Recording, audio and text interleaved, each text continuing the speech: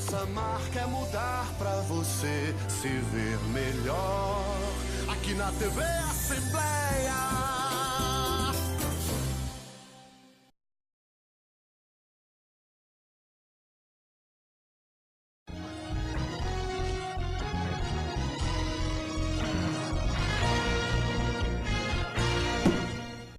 Olá, amigos, no ar o programa Questão de Ordem.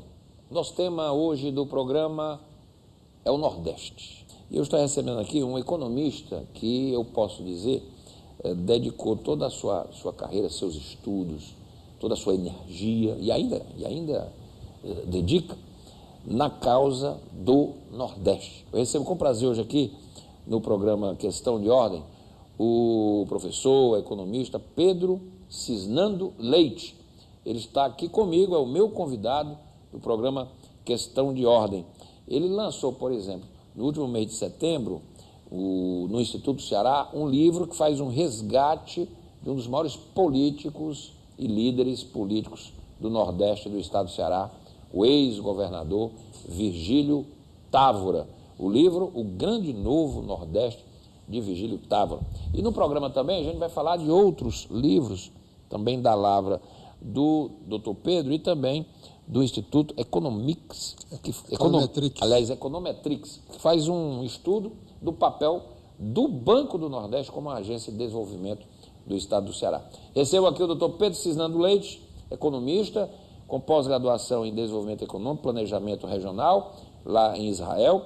Ele é vice-presidente do Instituto do Ceará, o Instituto Histórico, Geográfico e Antropológico, também vice-presidente da Academia de Ciências Sociais do Ceará. É sócio fundador da Academia Cearense de Ciências. Queria aproveitar, ao recebê-lo aqui no programa, para a gente falar um pouco desse livro, O Grande Novo Nordeste, de Virgílio Távora. Por que o senhor resolveu se debruçar sobre a história desse grande homem público que nasceu em 1919, né? Ele nos deixou em junho de 1988. Seja bem-vindo ao programa, doutor Pedro. É um prazer estar aqui no seu programa e para tratar de um assunto realmente muito oportuno para a região e para o país. Esse livro, ele é Ele já foi lançado? Já foi lançado. Muito bem. Ele é mais um manual do que propriamente um livro. Sim.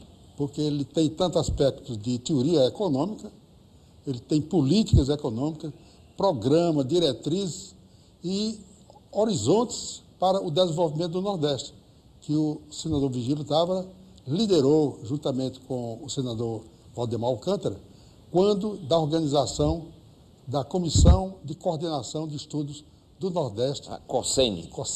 Em 1971.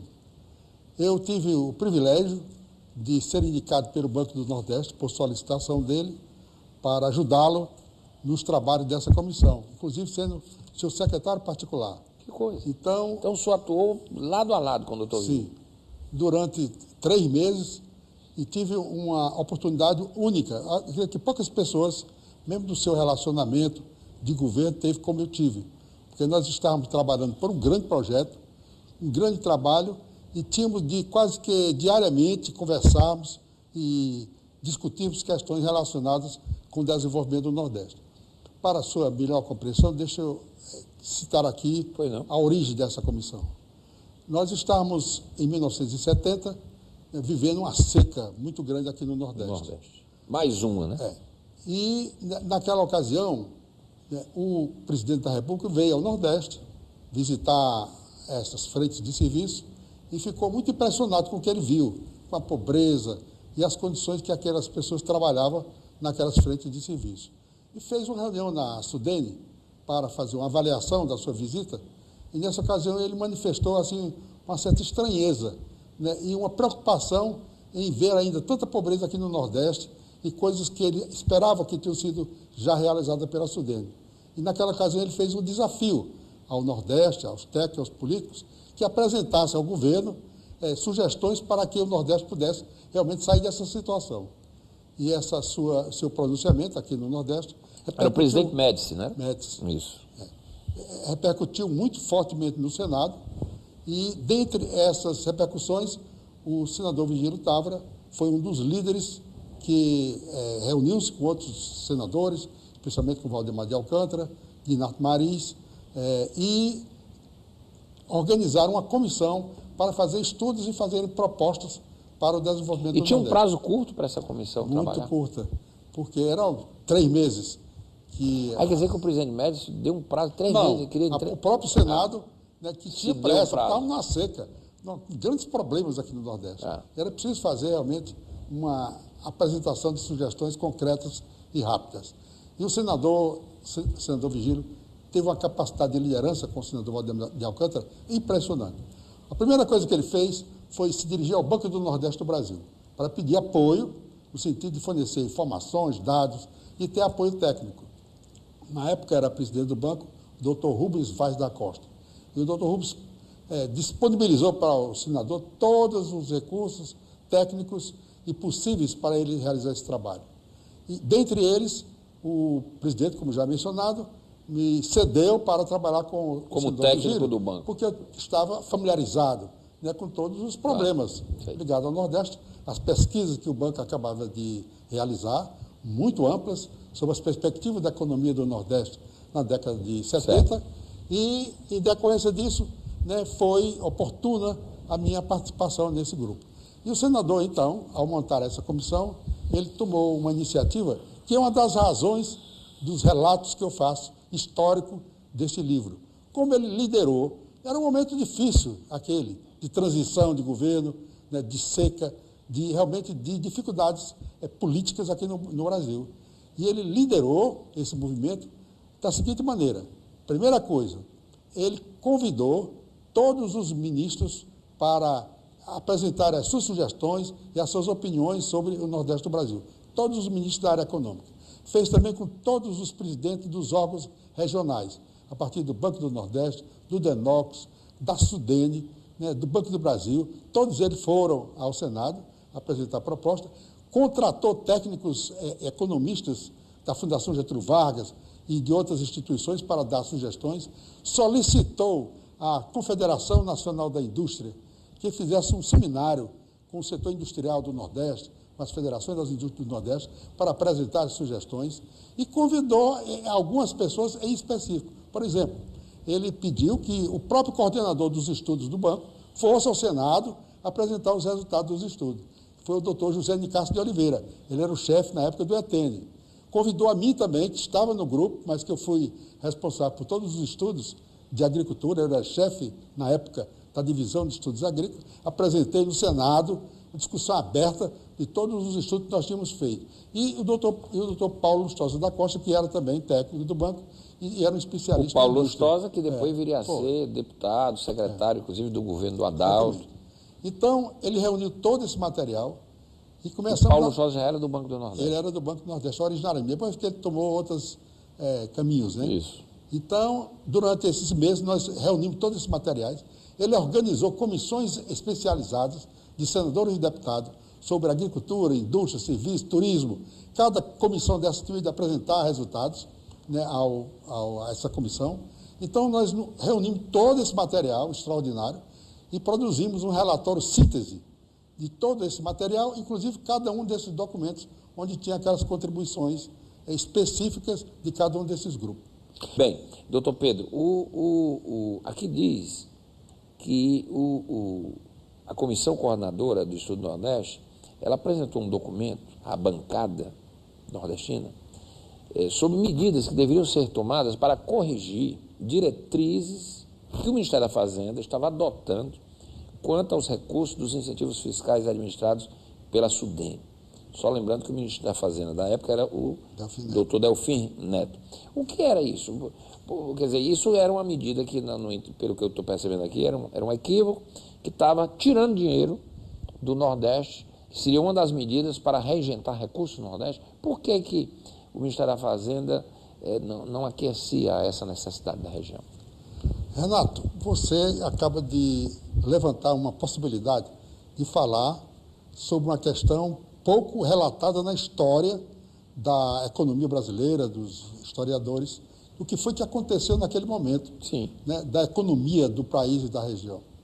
É que, naquele instante, nós, no Banco do Nordeste, estávamos plenos de entusiasmo, de realizações que a região vinha organizando desde a criação do banco, inicialmente. Nós somos daqueles técnicos pioneiros da O banco foi própria criado quando, doutor organização. Pedro? Em 1952, mas 52. começou a funcionar em 1954. 54. Então, nós estamos grandemente entusiasmados. A Sudene tinha sido estruturada e criada como iniciativa também do Banco do Nordeste. A Sudene foi Dr. criada pelo Celso Furtado. Tinha sido solicitado e participado dessa iniciativa grandiosa que foi a criação da Sudene. E estávamos com os incentivos fiscais sendo colocados em prática aqui no Nordeste, um movimento de criação de novas indústrias, de desenvolvimento econômico em ebulição. Então, nesse momento, né, acontece um problema. O primeiro foi que o governo resolveu modificar o sistema de planejamento do Brasil. Nós tínhamos o planejamento regional criado a partir da Sudene e o governo federal, então, achava que nós devíamos ter uma visão mais globalizada, do desenvolvimento integrado de todo o país. A integração nacional. A visão do Delfim. Do Delfim Neto, integração nacional. Então, tinha de ser os recursos mobilizados em função dessa concepção, né, de um desenvolvimento nacional. E, a partir daí, esses incentivos fiscais que estavam já em pleno funcionamento começaram a ser fracionados para outras finalidades muito importantes, determinantes para o desenvolvimento em qualquer lugar, como era o ProTerra, que era o Programa de Reforma Agrária Especial, do turismo, reflorestamento, pesca. Então, eram atividades importantes, mas eram atividades que estavam enfraquecendo o programa principal, né, de industrialização e desenvolvimento rural. Então, em função disso e dessa menção e desejo do próprio presidente da República de ter medidas, né, para contornar essas dificuldades, e também o Banco do Nordeste teve um grande problema nessa época. Nós tínhamos como recursos permanentes, e que era a substância do próprio funcionamento do banco, os recursos do chamado artigo 198 da Constituição de 1946, que proporcionava uma percentagem de recursos para as atividades ligadas à situação do semiárido, às secas. E esses recursos tinham sido também suspensos com o propósito de proporcionar ao banco outros recursos que não estavam ainda bem definidos. Então, estava realmente uma situação muito precária nesse momento. E esse relatório que foi encaminhado ao presidente da República fazia uma proposta de contornar todas essas situações, em vários campos. Foi uma iniciativa realmente muito ampla e muito bem pensada. Discutiu-se muito isso. Por exemplo, uma das propostas que o senador fez deste relatório foi de que nós tínhamos de cuidar pela manutenção do crescimento do Nordeste. Nós estávamos começando a ter taxas mais aceleradas, né, a partir de 1967, 68. Então, essa taxa de crescimento que ele era a época do milagre, propunha que ela pudesse ser mantida por um mais longo prazo. O ministro Delfim Neto e outros técnicos do Brasil achavam que o Nordeste já estava a solução resolvida. Começou a crescer a 4%, 5%, 6%, estava resolvido. Então, ele ia por si mesmo. Mas a economia, a teoria econômica do mundo inteiro, a experiência, exige que um processo de desenvolvimento econômico que vem num estágio de subdesenvolvimento e de estagnação, de 300 anos que tinha estagnado a economia do Nordeste, era necessário um período maior de manutenção. Sim. Então, era preciso realmente cuidar disso. O segundo problema é que se falava muito no Brasil. E a razão do próprio crescimento, criação do Banco do Nordeste e da Sudene, era uma disparidade que foram criadas ao longo dos anos. Enquanto o Sudeste e outras regiões cresciam mais rapidamente, o Nordeste estava semi-estagnado. Então, aumentou o fosso, né, e a quantidade de pobreza do Nordeste. Nessa época, o Nordeste continha uma proporção de pobres de 78% da sua população como pobre. 64% de todas as pessoas que trabalhavam no Nordeste eram na agricultura. Quase 40% da renda era oriunda da agricultura, submetida ao semiárido. Uma região problemática, difícil. Né? E a agricultura no semiárido é muito complicada. Ela estava organizada para dar continuidade. Então, o presidente foi sensibilizado muito, né, e encaminhou o relatório ao próprio Ministério da Fazenda para dar um parecer. Eu vou contar agora uma história única, ninguém nunca ouviu, está nesse livro. O Delfim Neto está vivo. Sim. Então, o ministro da Fazenda teria de dar um parecer. Sim. Primeiro, uma parêntese, que o senador Virgílio Távora havia solicitado a Mário Henrique Simonsen, que era da Fundação Getúlio Vargas, um parecer sobre o livro. sobre o relatório. Ele deu um parecer altamente favorável. O Simas e o Delfim não se bicavam não, muito, depois, né? inclusive, o Simas vai ser também ministro da Fazenda no governo seguinte. Verdade. Então, o Mário Henrique Simas deu um parecer favorável. Eu, como um dos relatores, um dos organizadores do livro, estava muito fortalecido por isso, pela forma que tinha sido organizado esse livro e por pareceres como de Virgílio Távora e outras personalidades no mundo científico. Então, o relatório chegou ao Ministério da Fazenda. Eu conto nesse livro. É uma história única. Eu ia contar nas minhas memórias, mas eu resolvi contar logo. Então, Você vai contar agora aqui no programa. Vou contar ao público. Então, nesse momento, o ministro da Fazenda, Delfim Neto, solicitou ao Banco do Nordeste que mandasse, né, um especialista, um técnico que pudesse dar um parecer sobre esse relatório da Comissão, né, de Coordenação de Estudo do Nordeste. E o presidente do Banco do Nordeste, doutor Rubens Vaz da Costa, que tinha sido também chefe do ETN, ele tinha uma grande confiança em mim. Ele designou o senhor? Eu fui um grande colaborador. Ele me designou, né, para ir para o Ministério da Fazenda para dar um parecer ao relatório do qual eu mesmo tinha participado. Né? Eu e o doutor José Alexandre Roberto Rico, que era outro técnico de muito renome no banco e que era uma pessoa ligada à agricultura.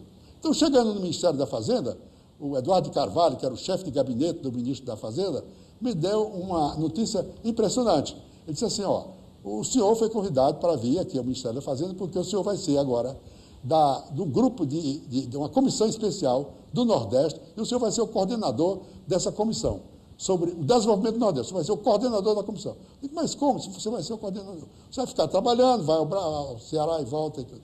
Pois bem. E o senhor vai ter uma primeira tarefa muito importante.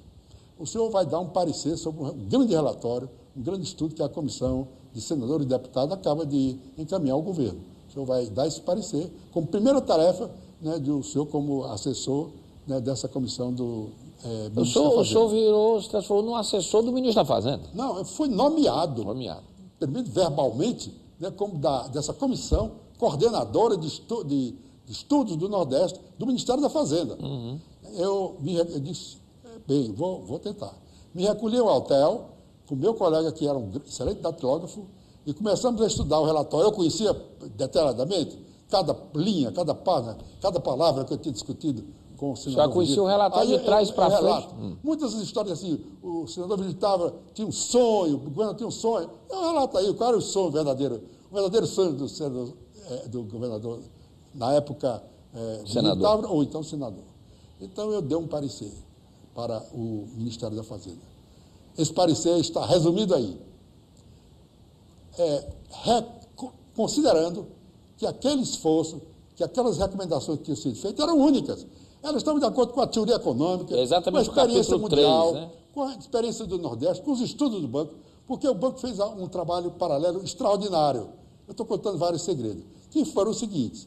É que o banco, como estava agora destituído dos seus recursos normais de financiamento, o banco teve de agir. Éramos jovens ativos, pensávamos só em desenvolvimento no Nordeste. Então, o banco fez o seguinte, dos estudos que ele tinha, foi a cada ministério apresentar os estudos, né? Fez reuniões no Nordeste todo, convidou os acadêmicos, e nós ainda fizemos algo impressionante. Esses estudos que precisavam de um apoio científico, o banco constituiu uma comissão de 3 pessoas, eu, o doutor José de Castro de Oliveira e o Berto Silva, e mandou ao mundo. Nós fomos a vários lugares do mundo. Fomos à França, fomos à Inglaterra, fomos à Índia, fomos ao Japão, fomos aos Estados Unidos, fomos às Nações Unidas, mostrando os estudos, onde nós andávamos e recebíamos apoio. Passamos 45 dias viajando no mundo com esses estudos. Então, eu tinha informações e elementos para dizer que aquelas propostas eram verdadeiras. E aí vem o desfecho extraordinário. Então, quando eu entrego o relatório, eu não falei com o ministro da Fazenda na primeira ocasião. Ele ia me receber, mas teve uma reunião, não me recebeu. Mas aí, Ele ia me receber para ler o relatório. Quando o secretário particular dele recebeu o relatório, viu que não estava se coadunando com a expectativa do Ministério. Né? Não é que o Delfim Neto fosse contra o Nordeste ou fosse contra o Virgílio Távora, não. É porque ele achava, ele acreditava que o desenvolvimento econômico não era para ser feito dessa maneira, era de outra maneira. Era através de um processo de desenvolvimento chamado Big Push, de grande impulso do Sul que vinha se propalando aqui para o Nordeste. E ele disse isso quando foi convidado pelo próprio senador Virgílio Távora, do Senado. Ele disse que era assim, desse jeito. Ele não estava escondendo nada. Mas era uma concepção que ele tinha. Mas ele se decepcionou com o relatório. Então, não me recebeu. E o secretário Eduardo Carvalho disse assim, o ministro vai ler seu relatório e tal, e então você, né, vai voltar ao Ceará, e oportunamente nós lhe chamaremos novamente. Nunca me chamou. Nunca mais chamou. Mas vou agora o desfecho. Você sabe o que foi que aconteceu em decorrência desse trabalho? Não. É que o Nordeste, o governo federal, né, que o banco, as instituições regionais, os ministérios, começaram a trabalhar em função dessas recomendações. E o Nordeste pegou um impulso de crescimento econômico, né, de implantação de programas. Foram vários os programas que foram implantados naquele, de agroindústria, de irrigação, o Polo Nordeste, né, imensos programas de todos os esforços que foram fortalecidos. Então, quer dizer, o governo federal terminou incorporando parte. Incorporou tudo e deu apoio a esse programa. E nós fomos acompanhando isso, eu estou agora relatando o ex post, o que vem depois, é que a década de 70, aqui no Nordeste, em função de muitas iniciativas, mas também fundamentado em muito nas recomendações que são sólidas, consistentes, lógicas, exequíveis, é que o Nordeste começou a crescer uma taxa de 6, 7, 8, 9, 10%. Então, o Nordeste, desse período, da década de 70, que teve, inclusive, um outro elemento fundamental, né, para que isso se transformasse numa política sui generis no mundo. Na época foi considerado uma experiência mundial. É que o governo federal, em 1972, nomeou para ministro do Planejamento João Paulo Reis Veloso, do Piauí, um grande economista, um jovem muito dinâmico, e convidou para o órgão que era hoje o IPEA, um outro gênio, dos gênios do Banco do Nordeste, Antônio Nilson Claveiro Holanda, um homem brilhante, lúcido, trabalhador extraordinário. E como um dos seus auxiliares, outra ex-aluno meu, uma pessoa que foi, inclusive, secretário de Planejamento de Taxa Gerenciado, Antônio Rocha Magalhães. Então, essa equipe que conhecia esses trabalhos, Nilson conhecia cada letra, cada palavra desse trabalho, eles incorporaram grande parte dessas recomendações, né, no primeiro Plano Nacional de Desenvolvimento Econômico. Era uma nova metodologia, não era mais plano regional, era um plano nacional, mas a região estava plenamente contemplada em todas essas reivindicações. Basta ler o primeiro plano. E o embrião era esse plano. Basta ler o primeiro Plano Nacional. E esse Plano Nacional foi o primeiro, único no Brasil que aconteceu. Sabe o que foi que aconteceu? O governo federal aprovou no Senado Federal o Plano de Desenvolvimento Nacional. Nunca fez isso antes nem depois, nunca. A única tentativa que foi feita foi com o primeiro plano da Sudene. Passaram 3 anos, já era quase 1963, aprovaram todo descaracterizado. E veja a conclusão. Então, foi-se o primeiro plano, com uma execução extraordinária. Então veio o segundo Plano Nacional de Desenvolvimento Econômico, seguindo os mesmos passos.